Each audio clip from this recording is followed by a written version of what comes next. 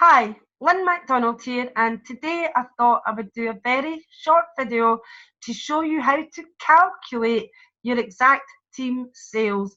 And what I would recommend is you should be checking these figures on a daily, weekly basis, not just at the end of the month, which we're at now. It's the 28th of January, and the end of the period is tomorrow, the 29th at midnight. So you shouldn't just be checking them today and tomorrow. You should be checking them every day. It's really important, in my opinion, to have daily targets and weekly targets to make sure that you hit that period target and nobody misses out on a bonus. So first of all, you want to go to my back office on the support site, and then my team. Click on that and you'll get a drop down box, and you can see we now have team member report version 2. Now I'm pretty sure it's got a lot of advantages, but the main one is it has to now have the date on it because we do 28-day periods. But this also makes it really handy to check daily figures if you really want to. So the first thing is to make sure you've got your correct dates inserted. And then all you do is click View Report. Now it may take a few seconds, a few minutes, depending on the size of your team to download. But when it does, you click on that little box there with the arrow, and that will give the option to export. And you just select the exported file format, which I'm going to recommend you use Excel. And you go down to your Excel here and just click that, and it will open when it's finished downloading. Now, there's different ways of doing this. Jeff's done a great video to show you how you can move boxes about. Because when you open up your Excel document, you won't be able to see the screen in its entirety. You'll have to scroll along. So all I do as a short-term solution is simply reduce the size of the screen. It's big enough for me still to be able to see it on a laptop. You may not have the same success if you're using a phone, but it works for me on my laptop. I can see the whole screen at just under 50%.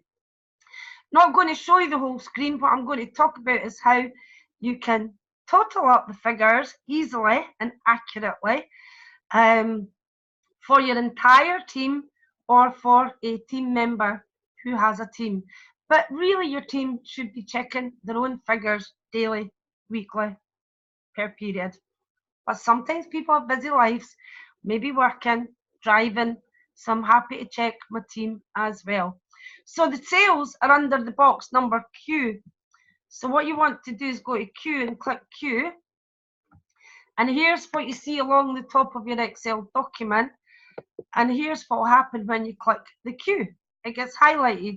Now what you want to do is you want to click that symbol there. I don't know what it's called. It looks like a funny E, but I'm pretty sure somebody will tell me what it's called. But you click on that, and that will highlight.